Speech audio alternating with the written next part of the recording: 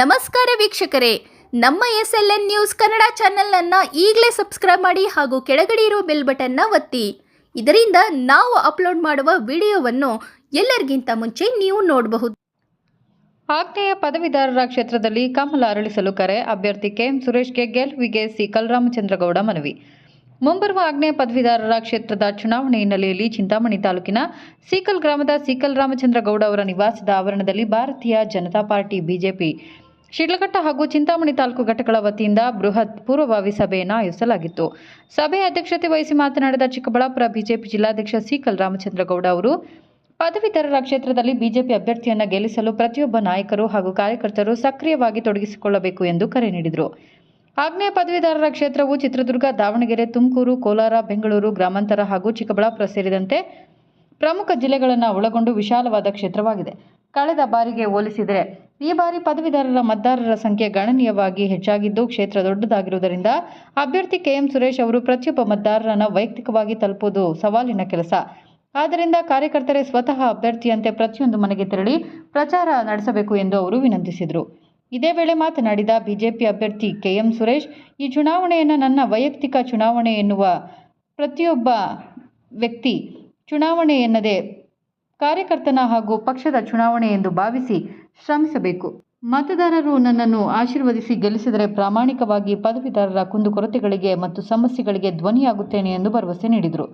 ಈ ಸಂದರ್ಭದಲ್ಲಿ ಬ್ಯಾಟಲಿಂಗೇಗೌಡ, ಶಿಡ್ಲಘಟ್ಟ ಬಿಜೆಪಿ ಗ್ರಾಮಾಂತರ ಮಂಡಲ ಅಧ್ಯಕ್ಷ ಸಿಕಲ್ ಆನಂದಗೌಡ, ನಿಕಟಪೂರ್ವ ಅಧ್ಯಕ್ಷ ಕಮ್ಮದಹಳ್ಳಿ ಸುರೇಂದ್ರಗೌಡ, ನಗರ ಘಟಕದ ಅಧ್ಯಕ್ಷ ದೇವರಾಜ್, ಕುತ್ತಂಡಹಳ್ಳಿ ಆಂಜನೇಯ ರೆಡ್ಡಿ, ಅರುಣ್ ಬಾಬು ಸೇರಿದಂತೆ ಶಿಡ್ಲಘಟ್ಟ ಹಾಗೂ ಚಿಂತಾಮಣಿ ಭಾಗದ ಬಿಜೆಪಿ ಮುಖಂಡರು ಮತ್ತು ನೂರಾರು ಕಾರ್ಯಕರ್ತರು ಉಪಸ್ಥಿತರಿದ್ದರು.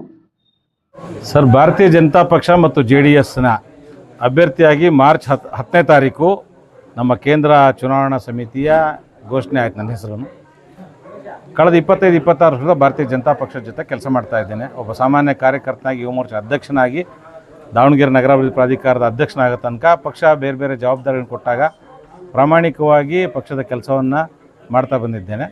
ಆ ದೃಷ್ಟಿಯಿಂದ ಇವತ್ತು ಆಗ್ನೇಯ ಪದವೀಧರ ಕ್ಷೇತ್ರಕ್ಕೆ ಭಾರತೀಯ ಜನತಾ ಪಕ್ಷ ಮತ್ತು JDSನ NDA ಅಭ್ಯರ್ಥಿಯಾಗಿ ಪಕ್ಷ ಒಂದು ಅವಕಾಶ ಮಾಡಿಕೊಟ್ಟಿದೆ.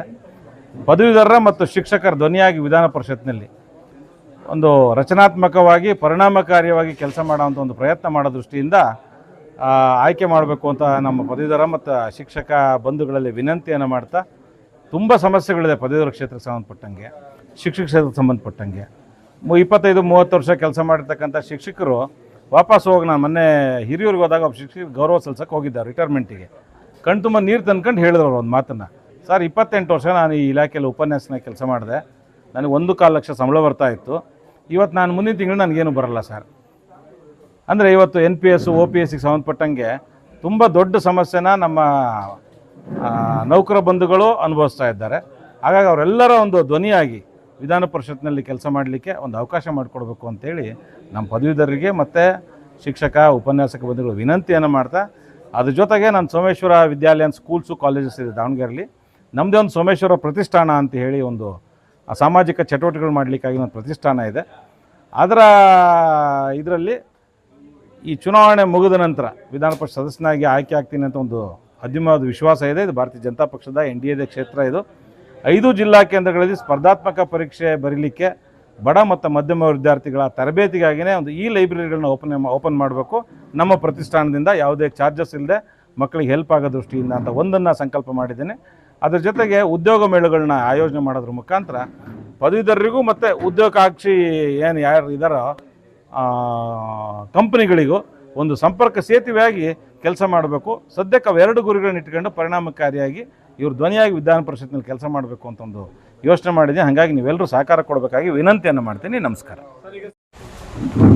ಆಗ್ನೇಯ ಪದವೀಧರರ ಕ್ಷೇತ್ರದ ಏನು ಎಲೆಕ್ಷನ್ನು ಕೆಲವೇ ತಿಂಗಳಲ್ಲಿ ಬರ್ತಕ್ಕಂಥದ್ದು, ಈ ಒಂದು ಕ್ಷೇತ್ರದಲ್ಲಿ 5 ಜಿಲ್ಲೆಗಳ ಮತದಾರ ಇರ್ತಕ್ಕಂಥದ್ದು. 20-25 ಸಾವಿರ 30 ಸಾವಿರ ಏನು ಮತದಾರ ಇರ್ತಕ್ಕಂಥದ್ದು ಕಳೆದ ಚುನಾವಣೆಯಲ್ಲಿ 1 ಲಕ್ಷದವರೆಗೂ ಆಗಿತ್ತು. ಆದರೆ ಈ ಒಂದು ಚುನಾವಣೆಯಲ್ಲಿ 2 ಲಕ್ಷವರೆಗೂ ಹೋಗ್ತಕ್ಕಂಥದ್ದು ನಿರೀಕ್ಷೆ ಇದೆ. ಮತದಾರರ ಸಂಖ್ಯೆ ಹೆಚ್ಚಿದೆ. ಈ ಮತದಾರರೆಲ್ಲ ಪ್ರಬುದ್ಧರಿರ್ತಕ್ಕಂಥ ಮತದಾರ ಒಂದು ಚುನಾವಣೆ. ಹಾಗಾಗಿ ಈ ಚುನಾವಣೆಯಲ್ಲಿ 5 ಜಿಲ್ಲೆಯಲ್ಲಿ ಓಡಾಡ್ತಕ್ಕಂಥ ಏನು ನಮ್ಮ ಸುರೇಶ್ ಅವರು ಕ್ಯಾಂಡಿಡೇಟ್ ಆಗಿದ್ದಾರೆ, ಬಿ ಜೆ ಪಿಯ ತುಂಬ ವರ್ಷಗಳಿಂದ ಸಂಘಟನೆಗಳಲ್ಲಿ ಬಂದಿರತಕ್ಕಂಥ ಒಂದು ಕ್ಯಾಂಡಿಡೇಟ್ಗೆ ಕೊಟ್ಟಿದ್ದಾರೆ. ಅವ್ರನ್ನ ಗೆಲ್ಸ್ಕೊಳ್ತಕ್ಕಂಥದ್ದು ಬಿ ಜೆ ಪಿಯಲ್ಲಿರ್ತಕ್ಕಂಥ ಎಲ್ಲ ಕಡೆಕಟ್ಟ ಕಾರ್ಯಕರ್ತರ ಕರ್ತವ್ಯ ಇರುತ್ತೆ. ಹಂಗಾಗಿ ಮೋದಿಜಿಯವರ ನಾಯಕತ್ವ ಇವತ್ತು ದೇಶದಲ್ಲಿ ಎಷ್ಟು ಗಟ್ಟಿಯಾಗಿದೆ ಅಂತ ಹೇಳಿದ್ರೆ, ಇವತ್ತು ಪದವೀಧರ ಕ್ಷೇತ್ರದಲ್ಲಿರ್ತಕ್ಕಂಥ ಮತದಾರರು ಕೂಡ ತುಂಬ ಗಟ್ಟಿಯಾಗಿರ್ತಕ್ಕಂಥ ಮತದಾರರು, ಬುದ್ಧಿವಂತರು. ಹಂಗಾಗಿ ಈ ಒಂದು ಮತ ಯಾಚನೆ ಮಾಡ್ತಕ್ಕಂಥ ಏನು ಕೆಲಸ ನಡೀತಾ ಇದೆ. ಇವತ್ತು ಚಿಕ್ಕಬಳ್ಳಾಪುರ ಜಿಲ್ಲೆಯಲ್ಲಿ ಚಿಂತಾಮಣಿ ವಿಧಾನಸಭಾ ಕ್ಷೇತ್ರ ಮತ್ತು ಶಿಡ್ಲಘಟ್ಟ ವಿಧಾನಸಭಾ ಕ್ಷೇತ್ರದಲ್ಲಿ ಇವತ್ತು ಎರಡೂ ಕಡೆ ನಾವು ಕಾರ್ಯಕ್ರಮ ಆಗಿತ್ತು. ಈ ಕಾರ್ಯಕ್ರಮದಲ್ಲಿ ನಮ್ಮ ವಿಭಾಗದ ಪ್ರಭಾರಿಗಳಾದ ಬ್ಯಾಟರಂಗೇಗೌಡರು ಮತ್ತು ಎಲ್ಲ ನಮ್ಮ ಮುಖಂಡರು ಎಲ್ಲರೂ ಸೇರಿ ಕ್ಯಾಂಡಿಡೇಟ್ ಜೊತೆಗೆ ಇವತ್ತು ನಮ್ಮ ಕಾರ್ಯಕರ್ತರ ಜೊತೆಗೆ ಒಗ್ಗೂಡಿ ಇರ್ತಕ್ಕಂಥ ಮತ ಯಾವ ಥರ ಯಾಚನೆ ಮಾಡಬೇಕು, ಮತ ಸಂಖ್ಯೆ ಎಷ್ಟಿದೆ, ಯಾರ್ಯಾರಿದೆ, ಒಟ್ಟಾಗಿ ಮತ ಕೇಳ್ತಕ್ಕಂಥ ಕಾರ್ಯಕ್ರಮ ಪೂರ್ವಭಾವಿಯಾಗಿ ಇವತ್ತು ಎಲ್ಲ ಸಭೆ ಮಾಡಿದ್ವಿ. ತುಂಬ ಚೆನ್ನಾಗಾಗಿದೆ. ಸೀಕಲ್ಲು ಗ್ರಾಮದಲ್ಲಿ ಇವತ್ತು ಅಷ್ಟೂ ಜನ ಚಿಂತಾಮಣಿಯಿಂದ ಮತ್ತು ಶಿಡ್ಲಘಟ್ಟ ವಿಧಾನಸಭಾ ಕ್ಷೇತ್ರದ ಅಷ್ಟೂ ಜನ ನಮ್ಮ ಕಾರ್ಯಕರ್ತರು ಮತ್ತು ಮತದಾರರು ಬಂದು ಇವತ್ತು ಈ ಕಾರ್ಯಕ್ರಮದಲ್ಲಿ ಪಾಲ್ಗೊಂಡಿದ್ದರು.